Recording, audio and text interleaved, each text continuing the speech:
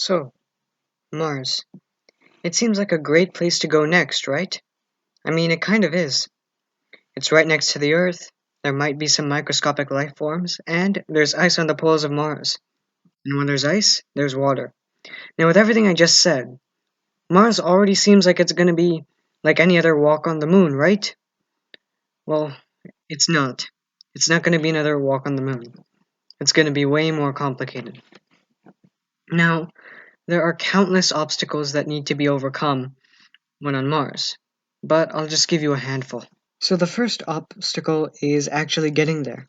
Getting a rocket out of orbit and into space isn't a problem, but on the way to Mars, the journey will last 7 months, and the rocket will have to maintain course and maintain energy, and it'll also have to avoid stray asteroids that might be in space. And if nothing goes wrong, then maybe it will successfully reach Mars. The environment on Mars is very deadly. Now, the terrain on Mars is difficult enough, but we already have vehicles to deal with that. The major problem is that the atmosphere is mostly carbon dioxide and the temperatures on Mars can go as low as negative 62 degrees Celsius. Now, to make matters worse, you'd need a reliable source of power. While the immediate thought is using solar, there's a problem with that. You see, Mars is a lot further away from the Sun than Earth is. That means power won't be as useful as Mars, and mining there would be impractical. But it gets even worse. You see, Mars' atmosphere isn't as strong as Earth's, so while solar energy can't reach the planet, the radiation from the sun certainly will, and there's plenty of radiation to kill someone. So, food on Mars. Now, we could just bring Earth soil to the red planet and use that, but there isn't going to be much farmland. More on that later. So you'll have to do what the main character did in the science fiction novel The Martian and just place the soil on the floor of the base and start planting. That way you could have some sustainable crops, and the plants don't just solve the food problem, they also solve the oxygen problem.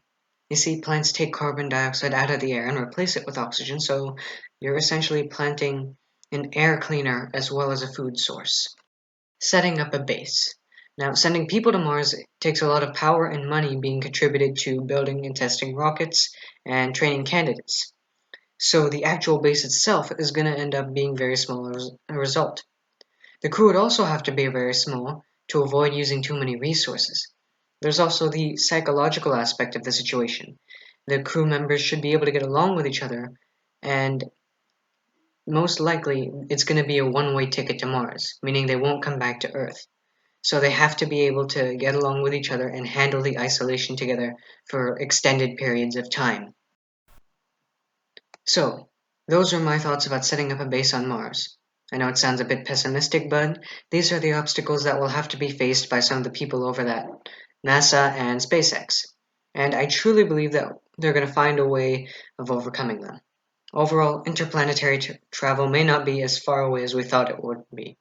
And I think that the work that all of these scientists are doing is quite impressive. So that's the end of this video. Don't forget to like, subscribe, and leave some feedbacks in the comments.